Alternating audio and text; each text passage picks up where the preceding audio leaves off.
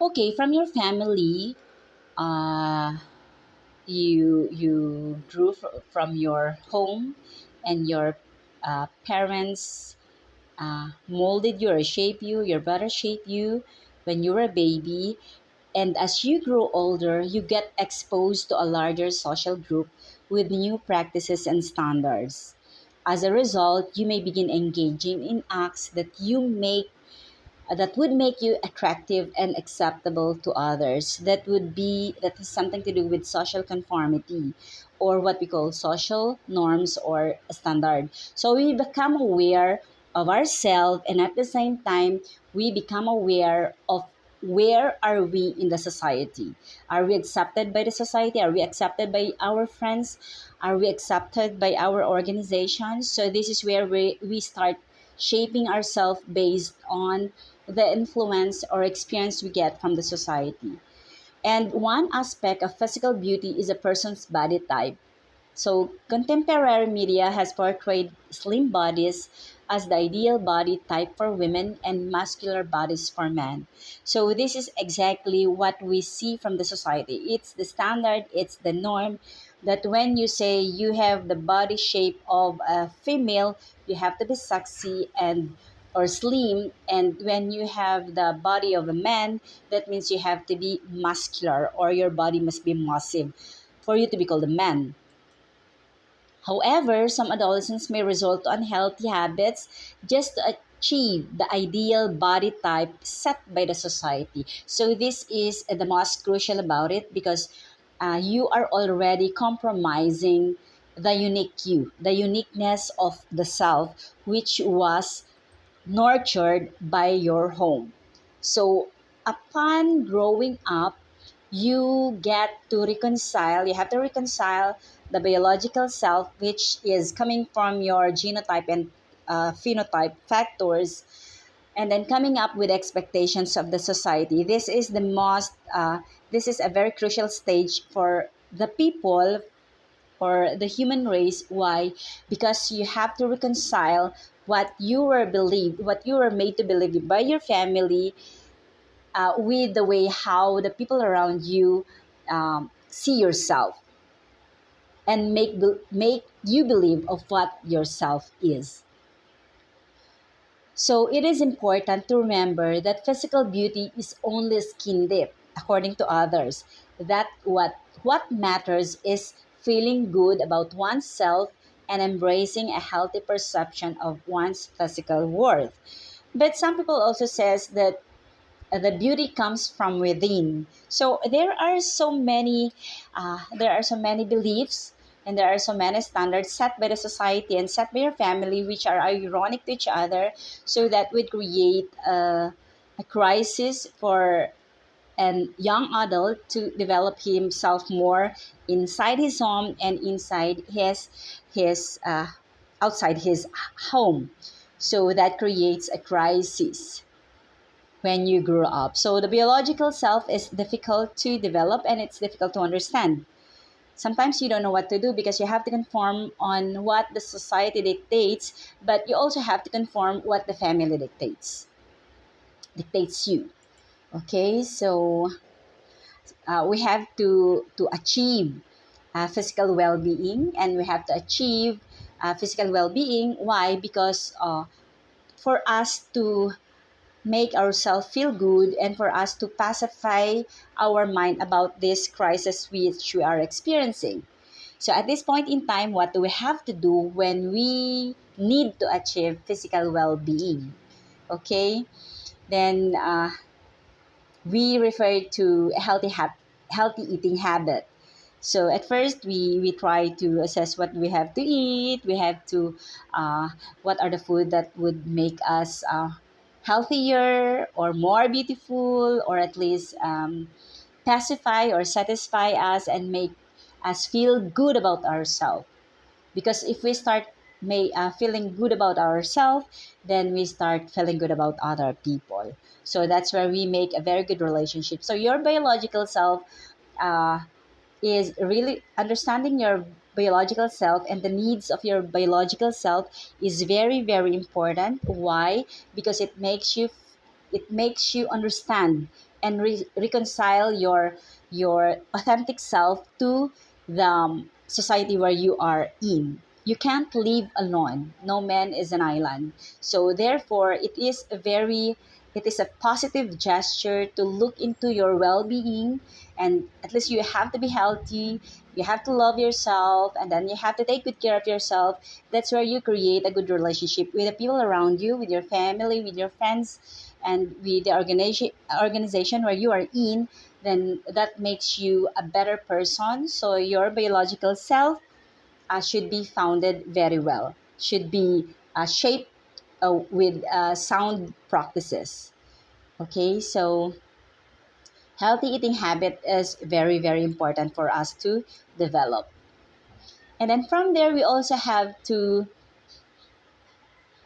apart from eating healthy food, then we also have to develop our physical body, which wherein we need some exercises like walking, running, going around the gym, and engaging our physical self into sports to create or to contribute to a healthier body.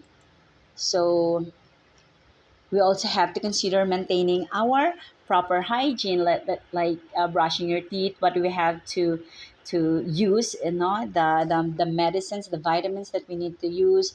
How to groom ourselves. We have to be clean all the time, neat all the time. No, you have to brush your teeth 3 times a day after eating. So things like this. So, by trying to get to taking good care of your biological self, then you make yourself confident.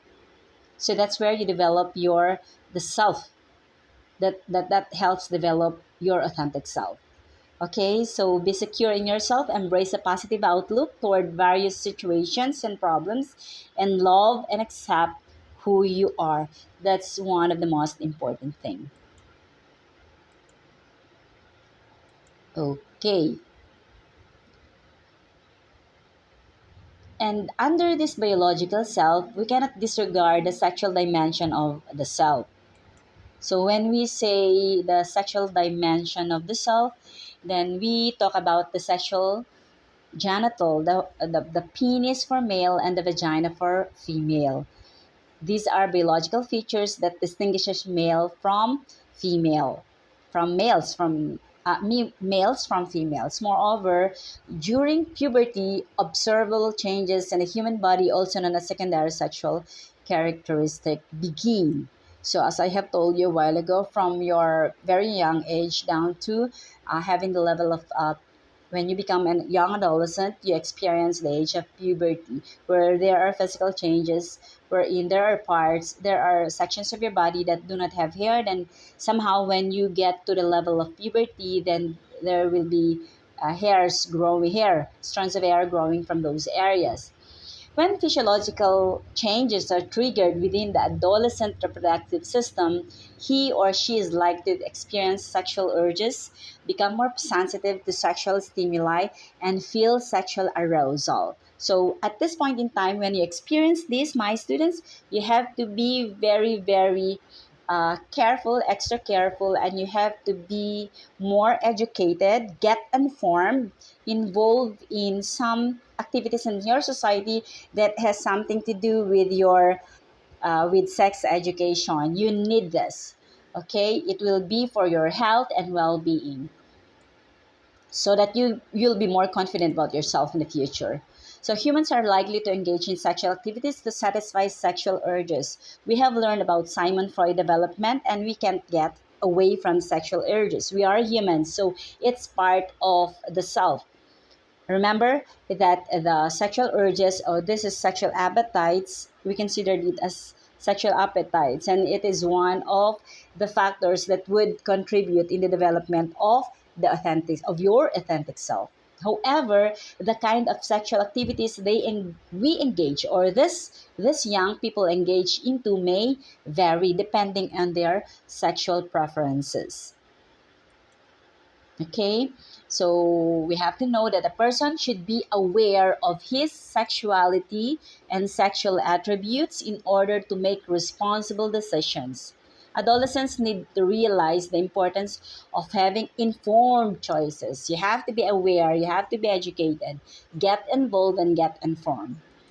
Okay, so you have to be very responsible about your sexual activities as young people. And then there are also we also have to discuss, as I have told a while ago, we also have to discuss gender roles, refer to societal expectations of how men and women should act. So it yeah, when we talk about, I want you to at least realize as early as now and give distinction between sexual preferences and gender roles. These are two different things. When you say sexual preferences, having your penis or having your vagina with you, and how are you going to take good care of this parts. When you say gender roles, are you going to act as a man, and are you going to act as a woman in your society? So everybody has a basic idea of gender roles. Men are assumed to be strong and dominant, while women are perceived to be submissive and demure. These are traditional perception or ideas or concept. Because we have a lot of women already doing the man's job, and we have a man, we have a lot of men doing the women's job at this point in time. So when we say gender roles, it has something, it doesn't have to do with your sexual preferences, but it has something to do with your roles in your home and into your society or in your organization. So, sexual identity and gender orientation underlie one's concept of self. So, remember, your gender roles and your sexual preferences is something to do with the conception of yourself. So, it again contributes to the development of yourself. So, how you have to take good care, or you have to be very aware of your roles as a woman, or of your roles as a man, and you have to at least know your preferences as a man or a woman, so that you can at least perform more in your life and better in your life as you develop your authentic self.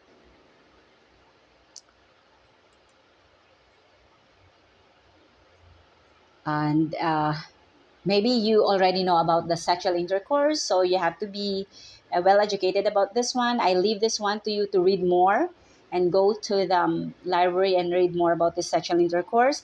But I just want you to tell one important thing about it. You have to be very responsible once you engage in sexual intercourse. Okay, so to take good care of yourself, so that you'll be having, when you do not take good care of yourself and you get some diseases from having sexual intercourse, then you will not be confident about yourself. So that means that this is the link why you have to take good care of your biological self, the physical self, and your gender roles, so that you can develop your authentic self, and wherein you gain your self-esteem and self-worth. So you have to be very responsible about yourself in engaging into sexual relationship with other people, with your partner. Okay, so I leave this to you. uh, you read more about your sexual desires, sexual preferences, and you read more on sex education. Okay, thank you.